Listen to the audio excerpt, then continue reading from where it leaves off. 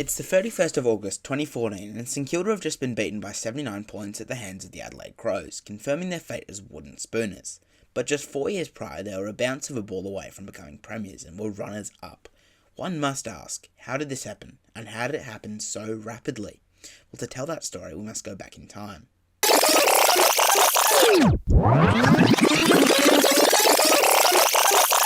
The year is 2010. Julia Gillard has just been sworn in as the Prime Minister of Australia. TikTok by Keisha is the number one song, and in the AFL, St Kilda have just fallen short of a second premiership for the second year in a row. But St Kilda were confident that they would finally win the flag that had eluded them for so long. And after all, why not? They had easily one of the best lists in the league, and their players were in their prime. So surely 2011 would be a good year for the Saints, right?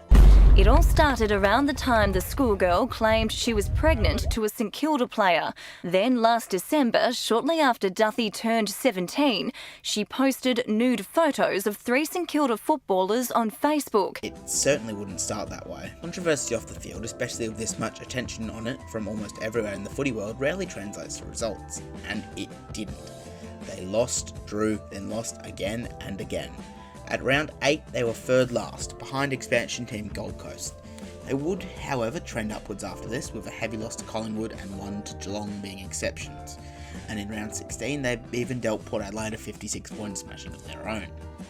And 2 weeks later, they continued the pattern of beating Adelaide teams big, beating the Crows by 103 points to put them into the 8.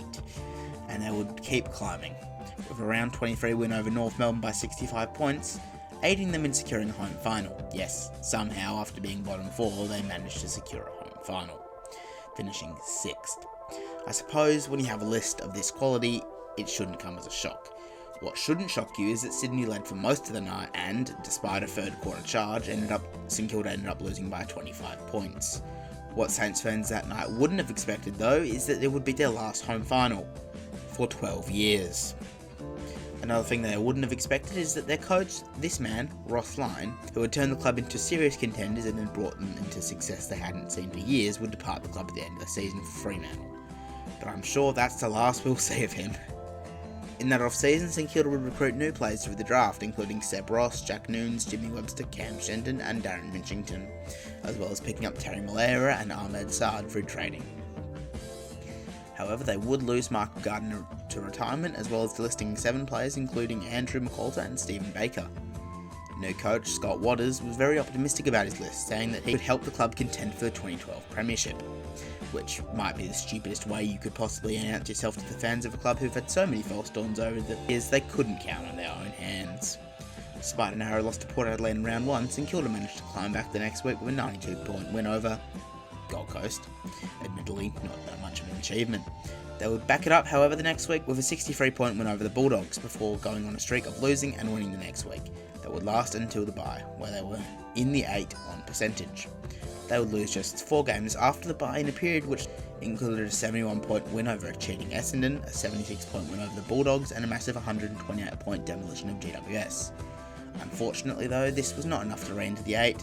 They finished 9th, 2 wins short of 8th place North Melbourne, though they had a superior percentage. St Kilda would part ways with players such as Brett Peake and Dean Polo via delisting, while Jason Graham had his contract terminated for behavioural issues. Brendan Goddard left the club as a free agent to join Essendon, which was a humorous timing. They picked up Tom Lee, giving up pick 12 for him, in addition to picks 24 and 45. They acquired Tom Hickey alongside pick 25 and 46 from the Gold Coast in exchange for pick 13, 36 and 55.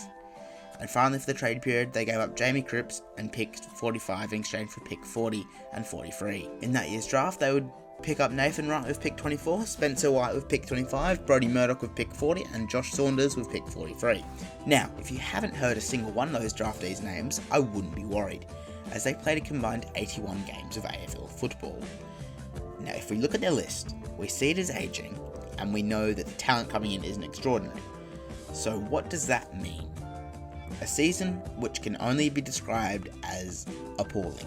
It was a season of little highs, a season where somehow 2 teams managed worse than them, that being Melbourne and GWS, with 2 and 1 win each.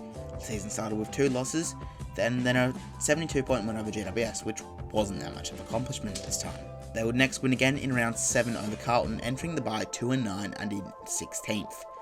They would win first week after the bye against Melbourne, but would not win another game for 8 weeks, when they beat Gold Coast and shockingly the next week beat the eventual runners-up Fremantle by 71 points in one of the most bizarre games of the year. Additionally, the club record for disposals in the game was set at 47 by 2 players, Jack Stephen and Lee Montagna, in the same game. After the horror show of a season, coach Scott Watters was sacked. The free agency would see another star player leave the club in Nick Del Santo, a heavy blow for the club, on top of the retirements of 3 star players in Justin Kazitsky, Jason Blake and Stephen Milne. Additionally, the club was active in the trade period, trading away Ben McAvoy for Shane Savage and pick 18, pick 24 and 59 for pick 19. They traded pick 77 for Luke Delaney, pick 25 and 41 for Billy Longer, and pick 48. And finally, Josh Bruce for pick 48. It was looking grim, but hey, at least they have the 3rd pick in a relatively good draft class that includes the likes of Marcus Bontempelli, Tom Boyd, Patrick Cripps, Zach Merritt, Tom Barris, Aliir, Ben Brown, and more. So, St Kilda would have the 3rd pick, with only Boyd and Josh Kelly taken. Who would they pick, you ask? Jack Billings. Yeah, not Bontempelli or Merritt or anyone else for that matter.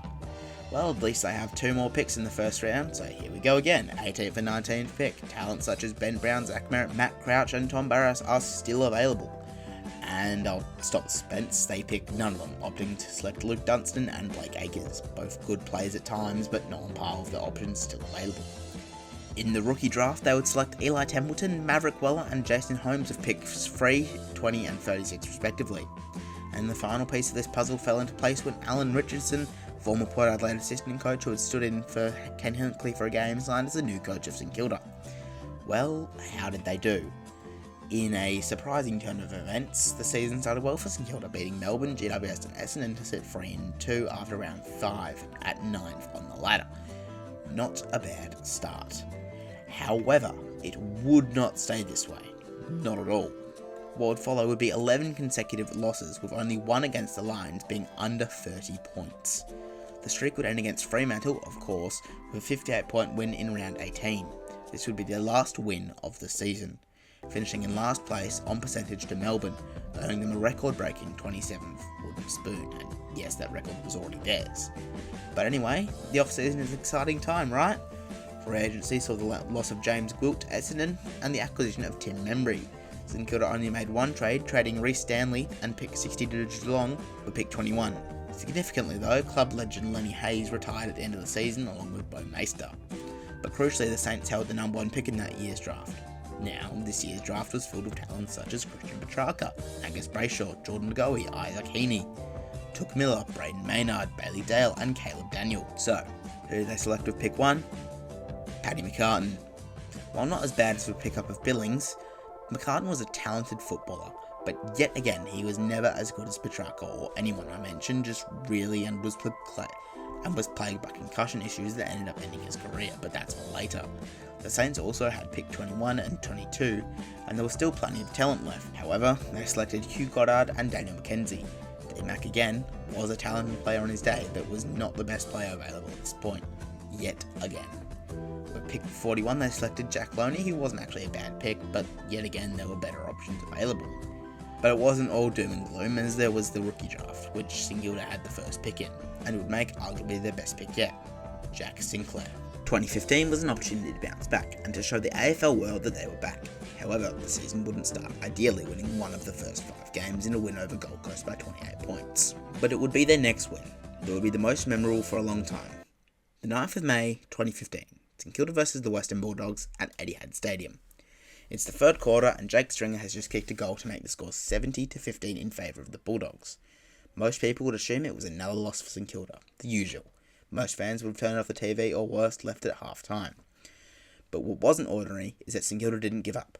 They kept fighting. Goals to Hickey, Armitage, Billings, Loney, Dunstan, Sinclair and Bruce would be returned by the Bulldogs with only 2 behinds, putting the score at 72-60, heading into the final quarter. A glimmer of hope had turned into a full-blown opportunity to win the game. However, the Dogs opened the quarter with 2 goals and a point, putting the margin out to 25 points. But Billings goaled, and again, followed by Sinclair, and then Tom Hickey kicked a goal to put the Saints in front. Then Billings scored 1 last goal to secure the win. Josh Bruce is behind, seconds before the siren would confirm it. They had won. It wasn't for a premiership, or for a spot in the grand final, or even a finals berth, but it was as close as they had come to that feeling in a while, and it was the closest they would feel for much, much longer.